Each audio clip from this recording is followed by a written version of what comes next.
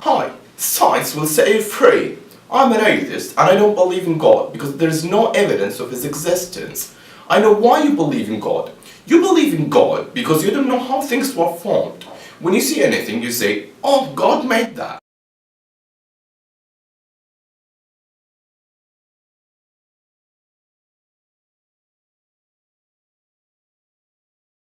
That shows how short-sighted and ignorant you are. You attribute it to God because you don't want to find any other explanation for its existence. You believe in God due to your ignorance. And if there is a God, then who created this God? Well, I really respect you, but I don't agree with what you have said. Do I believe in God because I don't know any other explanation for creation than I attribute it to God? Actually, no. I base my belief in God on knowledge. How?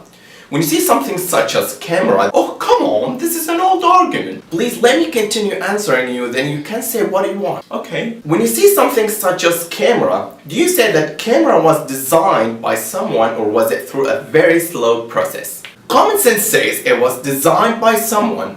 I can't say you are lazy if you would say it was designed by someone because you don't want to think or use your mind. There can't be any other explanation except it was designed by someone. That's what I'm talking about. You base what you know on knowledge. According to life experience and common sense, order doesn't spontaneously arise from chaos. The more complex and ordered the system, the more functional the form, the greater level of intelligence behind it. You agree with me, don't you? Yeah, I agree. When we look at any camera, we know it contains plastic, glass, etc. And we know it all comes from sand and oil. If you found this camera in the desert, can you say this camera came from billions of years of random events? No. Why? As we agreed, order doesn't spontaneously arise from chaos. Good. So what about the origin of the first cell? It's by a very slow process. Okay, now let's see if random events or a very slow process could produce one cell or even one protein. Protein consists of amino acids, and there are more than 250 varieties of amino acids in natural. Only 20 are found in the living organisms. The selected amino acids in protein must be left-handed, not right-handed. After the proper amino acids have been selected in the correct amounts, they need to be arranged in a particular sequence for protein to be formed. After arranging in the correct sequence, the selected amino acids must be joined together with a peptide bond. If the process I just told you about doesn't occur, then amino acids won't form a protein. I'll try to make it simple for you to understand by giving you an example. Let's say we have 20 blind men, each with a deck of playing cards. And what we want are 200 playing cards in the correct order, which are a total of 1040 playing cards. The correct order is Ace, 2, 3, 4 up to the 10 of hearts for each blind man. And give each blind man one deck of cards after you're done shuffling them. Then let each blind man to lay out the playing cards in the correct order. What is the chance that one blind man lay out the 10 cards in the correct order? It's quite unlikely, but yet, it's not impossible. Okay, what if there were 2 or 3 blind men? Still not impossible. What if there were 15 or 20 blind men? That's impossible! But let's say that a miracle had occurred and those 20 blind men laid out the playing cards in the correct order. The issue is that those 20 blind men won't be able to know if they laid out the playing cards in the correct order or not. They have no goal or a purpose behind laying out the playing cards. I mean, nothing will stop them if they approach to the correct order because they don't know if they are doing it right. They'll continue. And the same idea applies to amino acids when they come together to form a protein. The deck of cards are like the various amino acids, and the 200 cards in the correct order like the 200 amino acids in the correct order that form the proteins.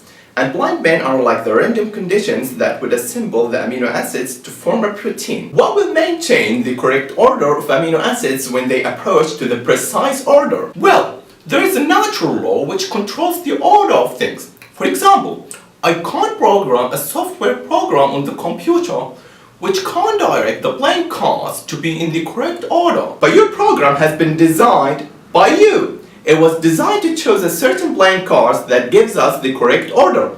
and to maintain the correct order. So, who wrote this natural law that recognizes and chooses the required amino acids in the exact order and maintains the complex organization of the amino acids? Remember, order doesn't spontaneously arise from chaos. So, the first issue is the impossibility of this grouping in the correct order. The second issue is amino acids are unaware whether they approach the correct order or not. And the third issue is maintaining this in the correct order and also recording the details into code and copying them, then again copying them. Could the very slow process produce such a law like that? Russian scientist Alexander Oberon said, "The spontaneous formation of such an atomic arrangement in the protein molecule would seem as improbable as the accidental origin of vowels and need from scattered letters." And all what we are talking about right now is only one protein. All these complexities are only in one protein. How complex do you think a cell that contains hundreds of proteins is? أم خلقوا من غير شيء أم هم الخالقون. Now, let's escape to the biggest issue, which is consciousness. Think for a while of a piece of clay in front of you. Do you think that given 1,000,000,000,000 years or infinite time that this clay could suddenly or even gradually become conscious and aware of its surrounding and identity the way you are? It could never happen. And the same goes for any kind of matter. It could never become aware, never think, but your position is that. Are you talking to me, mate? No, I mean you're talking to me, don't you? Yeah, you. Consciousness can't be something materialistic or physics. It's something different. When you dream, you see some things you didn't choose to see, and it seems like reality. Could all these skills come from the materialistic brain? No. The physicist Leonard Maladno, in an interview in the CNN channel, he brought up this point and said, "There's no physics explanation. In fact, there's no physics explanation for consciousness, and as far as I can tell, I've never seen consciousness even defined in a way that the scientists can really deal with." Also, Richard Dawkins, the most popular atheist and the hero for many atheists, he was asked, "What's the one question you want to most see answered?" He said, "How does subjective consciousness work? How does it evolve? And what's going on?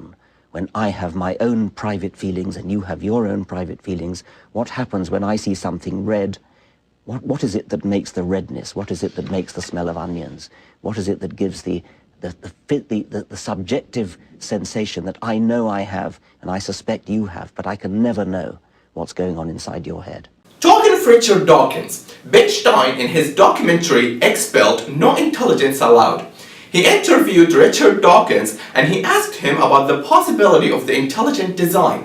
He answered, "It could come about in the following way. It could be that at some earlier time, somewhere in the universe, a civilization evolved by probably some kind of Darwinian means to a very, very high level of technology and designed a form of life that they seeded onto, perhaps this planet. Now, that is a possibility and an intriguing possibility. And I suppose it's possible that you might find evidence for that if you look at the details of biochemistry, molecular biology. You might find a signature of some sort of designer. He said, designer.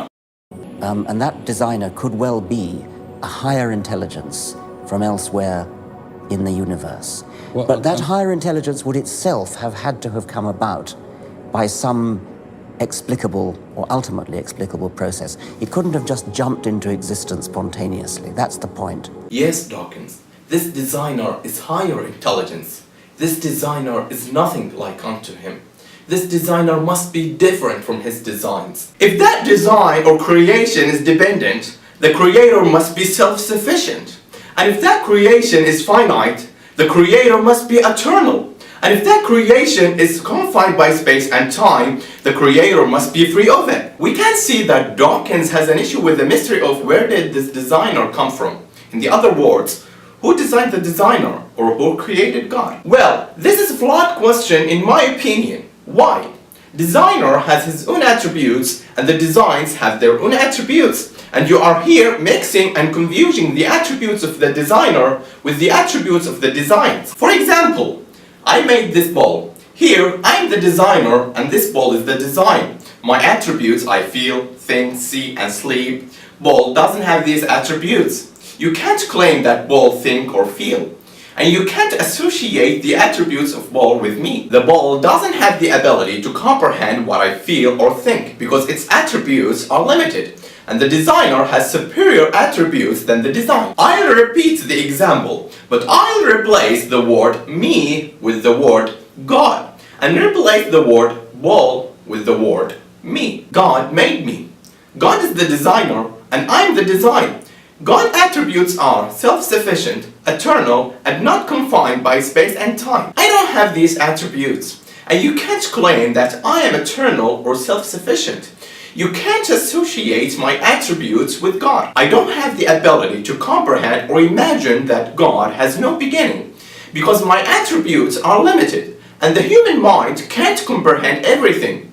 This is something beyond our grasp. هو الأول والآخر والظاهر والباطن وهو بكل شيء عليم. I bear witness that there is no God but Allah, and I bear witness that Muhammad is the messenger of Allah, and I bear witness that Jesus is the servant of Allah and his messenger. Thanks for watching this video, and I do apologize if I said anything wrong. See you later. قل هو الله أحد الله الصمد لم يلد ولم يولد ولم يكن له كفوا أحد